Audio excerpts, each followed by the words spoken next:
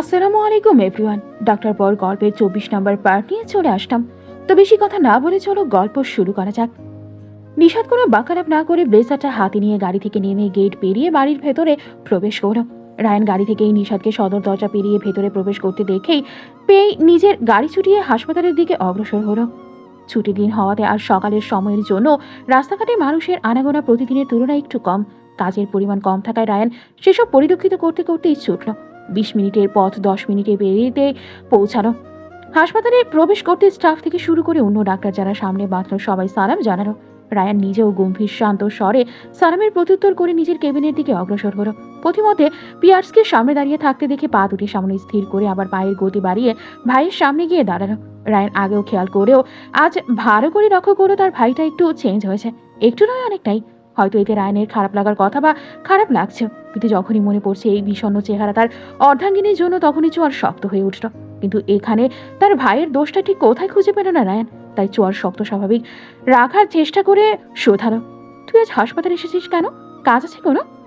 কতদিন পর ভাইয়ের সাথে স্বাভাবিকভাবে প্রশ্ন করছে, এটা ভেবে পিয়ার্সের একটু ভালো লাগলো। ঠোঁটের কোণে হাসি ফুটিয়ে জবাব দিল, হ্যাঁ, একটা রোগীকে দেখতে এসেছিলাম। ওহ, যা তাহলে, বলে পাশ কাটিয়ে যেতে চাইল রায়ান। ভাইকে যেতে দেখে পিয়ার্স অকস্মাৎ প্রশ্ন করলো, শুনলাম তুই নাকি ভাবিকে মেরেছিস? বাকশ্রবণ হতে রায়ান পুনরায় স্থির হলো। সম্পূর্ণ না ঘুরে শুধু মাথাটা হালকা ঘুরিয়ে ছোট ভাইয়ের দিকে তাকিয়ে বলল, তোকে কে বললো? অর্থে বলেছিল, আমার বউ আমি মারি বা যা করি আমি বুঝে নেব, তুই নিজের কাজে ফোকাস কর। বলে পুনরায় পা বাড়াতে নিল। পিয়ার্সের বোধহয় উত্তরটা পছন্দ হলো না।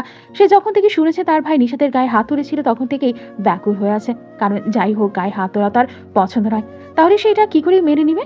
আর মেয়েরা যদি হয় একান্তই প্রিয় একজন, সে অকস্মাৎ বলে উঠল, আমি জানি তুই জানিস যে আমি নিশাতকে ভালোবাসি। বাক্যটি কর্ণগোচর হতে রায়ান থমকে গেল। এমন নয় যে সে এসব বোঝে না বা জানে না, কিন্তু ভাইয়ের মুখ থেকে সরাসরি শুনে বুকটা যেন জ্বলে উঠল। যে মেজাজটা ঠিক রাখতে চেয়েছিল তা পুনরায় মাথায় চড়ে উঠল। রাগে হাতে মুষ্টিবদ্ধ করে নিল, চোখ দুটি লালচে হয়ে উঠল। ভাইয়ের দিকে সম্পূর্ণ ঘুরে তাকিয়ে ভাবলেশীন একটা শব্দ উচ্চারণ করত। পিয়ার্স চেয়েও নিজেকে আটকাতে সক্ষম হলো না। শুষ্ক ঢোক গিরে জিভ দিয়ে অধর দুখানা ভিজিয়ে ভাইয়ের দিকে তাকিয়ে সিরিয়াস কণ্ঠে আওড়ালো, তো নিশাদকে আমাকে দিয়ে দে। মুষ্টিমেয় করা হাত দুটো যেন আরও শক্ত হয়ে উঠল। গমগমে সুরে আওড়ালো, তুই আমার ভাই না হয়ে যদি অন্য কেউ হতি তাহলে এতক্ষণে তোর যে মুখ দিয়ে কথাটা উচ্চারণ করেছিস সেই মুখ আমি ভেঙে নিশ্চিহ্ন করে দিতাম। ভাইয়ের গমগমে স্বর শুনেও পিয়ার্স থেমে থাকলো না। সময় ব্যতীত না করে কেমন ধরা গলায় বলল, তুই শুধু মুখ কেন, হাত পা যা ভাঙার ভাঙ, কিন্তু যদি আগলে রাখতে না জানিস তাহলে মেয়েটাকে আমাকে দিয়ে দে। রায়ন হঠাৎ করেই গমগমে সুরের পরিবর্তে শান্ত গম্ভীর স্বরে জিজ্ঞেস করলো, যদি তোর হাত পাই ভেঙে দেই তাহলে তুই আমার বউকে কি করে আগলে রাখবি? প্রশ্নটা শুনতেই পিয়ার্স থমথমে খেয়ে গেল। ভাই কি তার সাথে মজা করছে? কিন্তু তার ভাই মজা করার মানুষ নয়। আর সে ভালো করে বুঝতে পারছে তার ভাই নিশাদকে ভালোবেসে ফেলেছে। আর সে যতই চাক না কেন তার ভাই কখনো দিবে না। যতই সে ভালোবাসুক, হয়তো ভাইয়ের বউকে এভাবে চাওয়াও ঠিক নয়, কিন্তু ওই একটা শব্দ ভালোবাসাই যেন সব ঠিক বেঠিক ভুলে যায়। তাই তো না চাইতেও সেই ভুল আবার করে বসলো পিয়ার্স।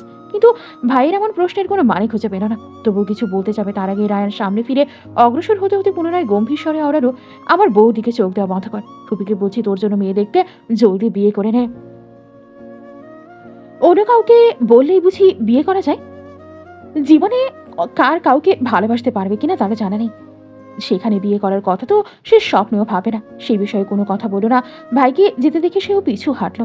চঞ্চল কণ্ঠে শুধালো, ভালোবেসে ফেলেছিস মেয়েটাকে? রায়ান আর থামলো না, আর না তো ভাইয়ের পানে তাকালো। পা দুটি চলমান রেখেই শপথোক্তি করলো, কখন বললাম আমি তাকে ভালোবাসি? তাহলে তাকে বেঁধে রাখতে চাইছিস কেন? ভাইয়ের উদ্গ্রীব স্বর শুনেও রায়ান থামলো না, শুধু শান্ত স্বরে জবাব দিল, কারণ সে আমার বউ, আর আমার বউ একান্ত আমার হয়েই থাকবে। পিয়ার্স তার পা বাড়ালো না, সেখানেই স্থির দাঁড়িয়ে রইল। মুখের কোণে এক ব্যথাতুর হাসি ফুটে উঠল। আর তার ভাই মুখে না বলেও সে জানে তার গম্ভীর ভাইটা প্রেমে পড়েছে, ভালোবেসে ফেলেছে ওই মেয়েটাকে। তার ভাই তো এমনই, মনের কথা সহজে প্রকাশ করতে পারে না, কিন্তু সে তার ভাইকে ভালোই বোঝে। পিয়ার্সের বক্ষ ঝুড়ে ব্যথার উদ্গীরণ ঘটলেও রায়ানকে তখনও দেখা যাচ্ছে। পিয়ার্স ব্যথাতুর মন নিয়ে ভাইয়ের যাওয়ার পানে তাকিয়ে কিঞ্চিত উচ্চ আওয়াজে আওড়ালো, মেয়েটাকে আগলে রাখিস ভাই, কোনো ভুল করলেও মেয়েটাকে আঘাত করিস না। ওই সতেজ ফুলটাকে সযত্নে নিজের বক্ষ মাঝারে জায়গা দিয়ে আগলে রাখিস। অর্থে আর নির্ভর পাশাপাশি বসে আছে পদ্মার পাড়ে। বিকেলের শীতল মৃদু বাতাস গায়ে ছুঁয়ে যাচ্ছে তাদের দুজনের। নদীর পানিতে বাতাস লেগে হালকা স্রোত বইছে, তার দিকে তাকিয়ে আছে দুই মানবীদয়ের নয়ন যুগল। অর্থি আর চোখে তাকালো নির্ভরের পানে। ছেলেটা একটা টি শার্ট পরে এসেছিল, তা বাতাসে কিঞ্চিত ফুরে আছে। এলোমেলো চুলগুলো এতক্ষণ ঘোরার কারণে আরও এলোমেলো হয়ে কপাল জুড়ে ছড়িয়ে আছে। অর্থের মনে স্পৃহা তৈরি হলো এই এলোমেলো চুলগুলো নিজের হাতে ঠিক করে দিতে, কিন্তু তা মুখে প্রকাশ করলো না।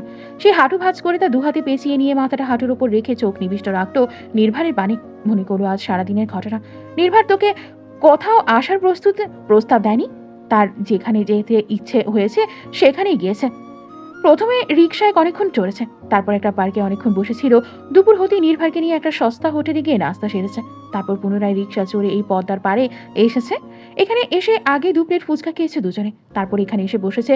ছেলেটা তাকে কোনো কাজে বাধা দেয়নি, তার সাথে যেমন একটা কথা বলেনি, শুধু সে বলেছে আর নির্ভার উত্তর করেছে। কিন্তু এসব কিছু যেন অর্থির কাছে এক নতুন অভিজ্ঞতা। সে সর্বদাই ভাই, বাবা, চাচাদের সাথে বড় বড় রেস্টুরেন্টে খেয়েছে, বড় বড় গাড়িতে চড়েছে, নামি দামি পোশাক পরেছে। শুধু বন্ধুর সাথে 2-1 বার রাস্তার পাশে দাঁড়িয়ে ফুচকা খেয়েছে, এটুকুই। সেই রিকশা আজ চড়েছে, সস্তা হোটেলে খেয়েছে, অনেকটা পথ হেঁটেছেও, পছন্দের মানুষের সাথে পায়ে পা মিলিয়ে চলেছে। এসব সামলাতে অর্থের খুব একটা কষ্ট হয়নি, আর না তো খারাপ লেগেছিল, বরং তার কাছে সব অন্যরকম আর আনন্দের মনে হয়েছিল। এই দিনটা তার জীবনের এক অন্যরকম দিন, যেন স্মৃতির পাতা স্মরণীয় হয়ে থাকার মতো একটা দিন। তা তো হওয়ারই ছিল, প্রিয় মানুষটাই সাথেই এসেছিল। যে নির্ভার নদীর দিকে তাকিয়ে থাকলেও অর্থি যে তার পারে তাকিয়ে আছে তা ঠিক বুঝলো। আশেপাশে খুব একটা মানুষের আনাগোনা নেই, তবু এভাবে মেয়েটা থেকে তাকিয়ে থাকায় নির্ভারের কেমন যেন লাগলো। নদীর পানে তাকিয়ে থেকেই বলে উঠল, চোখ সরাও পাগল মেয়ে, আমার নজর লেগে যাবে। নির্ভার বুঝতে পেরেছে এই বুঝটা বুঝে অর্থি লজ্জা পেল। তার চোখ দুটো সরালো না। নির্ভারও আর কিছু বলল না, নিজের পকেট থেকে ফোনটা বের করে অকস্মাৎ আবদার করে উঠল, আমরা একটা সেলফি নিতে পারি অর্থি? অর্থির মন পুলকিত হলো। লজ্জা পেয়ে সে না বলল না, বরং সেভাবেই নির্ভারের পানে তাকিয়ে থেকে মাথা নেড়ে সায় জানালো। নির্ভার সেভাবে একটা সেলফি নিল, হয়তো তাতে ছেলেটার মন ভরল না, তাই পুনরায় বলল, ফোনের দিকে তাকাও অর্থি। অর্থি চোখ তুলে ফোনের দিকে তাকাতেই নির্ভার একটা সেলফি নিল। দুজনের ঠোঁটেই কোণে এক টুকরো খুশির ঝিলিক দেখা দিল। যেখানে আরও কিছুক্ষণ বসে থেকে দুজনে উঠে দাঁড়ালো। একটু এগিয়ে আসতে একটা ঝালমুড়ির দোকান দেখতে পেল। অর্থি সেদিকে এগিয়ে যেতে নির্ভারও সেদিকে এগিয়ে গেল। অর্থি 20 টাকার ঝালমুড়ি কিনে নিজের কাছে থাকা নির্ভারের মানিব্যাগ থেকে 20টা টাকা দিয়ে পুনরায় সামনে অগ্রসর হলো। দুজন হাঁটতে হাঁটতেই ঝালমুড়ি শেষ করলো। মেন সড়কে এসে পুনরায় রিক্সা চড়ে শহরের দিকে আগালো। তখন বিকেলের আভা নিভতে শুরু করেছে। অর্থে একটা ফুলের দোকানের সামনে রিক্সা থামিয়ে নেমে ভাড়া মিটিয়ে দিল। তারপর ফুলের দোকানে গিয়ে নিজের পছন্দসই একটা বেরি ফুলের গাছটা কিনলো। নির্ভার শুধু পাশে দাঁড়িয়ে মেয়েটার কাজকর্ম দেখতে লাগলো। অর্থে টাকা মিটিয়ে দিয়ে নির্ভারের দিকে ফিরে মালাটা তাকে ধরিয়ে দিয়ে অনুরোধের সুরে বলল, এটা আমার চুলে পরিয়ে দেবেন সিনিয়র। নির্ভার মেনে নিল। অর্থের হাত থেকে মালাটা নিতে অর্থে ঘুরে দাঁড়ালো। নির্ভার সযত্নে মালাটা অর্থের চুলে পেঁচিয়ে দিল। এই কাজে অর্থের অধর কোণের হাসি যেন আরও চওড়া হলো। সবশেষে আর একটু হেঁটে নিজেদের ভার্সিটি গেটের কাছাকাছি এসে দাঁড়ালো। এখন চলে যেতে হবে ভেবে অর্থের মনটা ভার হয়ে এলো। নির্ভারের ব্যাগটা বের করে আবার দেখলো সেখানে এখনো 1000 টাকার নোট আর 500 টাকার একটা নোট অবশিষ্ট আছে, সাথে কিছু খুচরো নোটও। অর্থে ঠিক করলো আজ রিক্সা চড়ে বাড়ি ফিরবে, তাই নিজের কাছে টাকা থাকা সত্ত্বেও নির্ভারের মানিব্যাগ থেকে রিক্সা ভাড়ার টাকাটা রেখে দিয়ে ব্যাগটা ফেরত দিয়ে দিল। নির্ভার তা গ্রহণ করতে অর্থে ভার সুরে শুধালো, আপনি আমাকে এই জন্যই আজ ঘুরতে নিয়ে এসেছিলেন তাই না? যেন আপনি আমাকে আপনার সীমা বোঝাতে পারেন, আর এটাও চেয়েছিলেন যেন আপনার সীমা রেখে আমি পিছু হটে যাই। নির্ভারের ভাবগতি ঠাহর করা গেল না। মানিব্যাগটা পকেটে পুরে রেখে শান্তস্বরে উত্তর দিল, যদি করেও থাকি তাতে ভুলটা কোথায়? আমাদের দুজনের ফারাক তোমার বোঝা উচিত।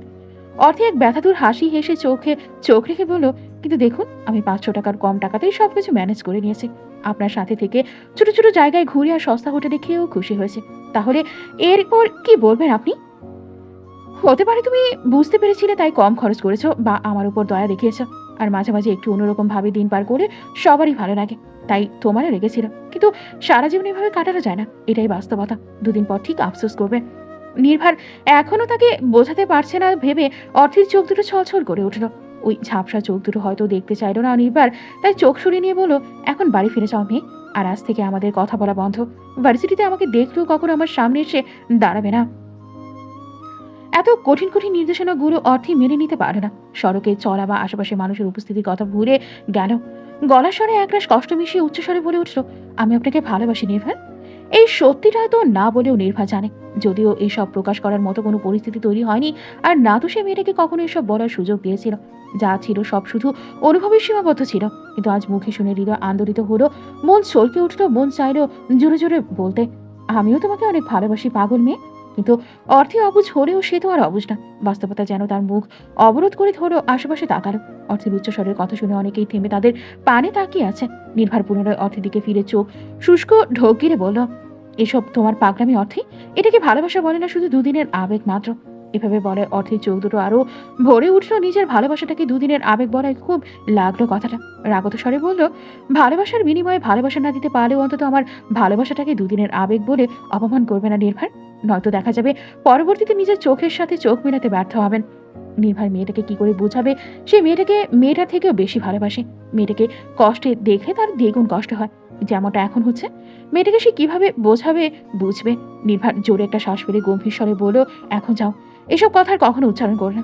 বাস্তবতা অনেক কঠিন অর্থী, তুমি বুঝবে না। বলে নির্ভর নিজেই চলে যেতে চাইল। তখনই অর্থী পুনরায় বলল, ভাবি বলেছিল ভালোবাসতে হলে লড়াই করা শিখতে হবে। আপনাকে পেতে হলে আমাকে ঠিক কতজনের সাথে লড়াই করতে হবে? কোন কোন বাস্তবতার সম্মুখীন হতে হবে সিনিয়র, বলবেন প্লিজ? আমি সবকিছুর সম্মুখীন হতে প্রস্তুত।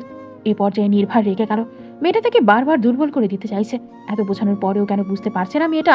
রেগে গিয়ে পিছনে ফিরে অর্থীর অনেকটা নিকটে এসে ঝাঁঝালো স্বরে বলল, ঠিক কতজনের সাথে লড়াই করবে তুমি? পারবে নিজের পরিবারকে মানাতে? পারবে যদি ভালো জব না পাই তাহলে আমার অল্প স্বল্প টাকা দিয়ে সারা জীবন চলতে? পারবে দুবেলা রান্না করে খাইয়ে শাশুড়ির মন জুগিয়ে চলতে?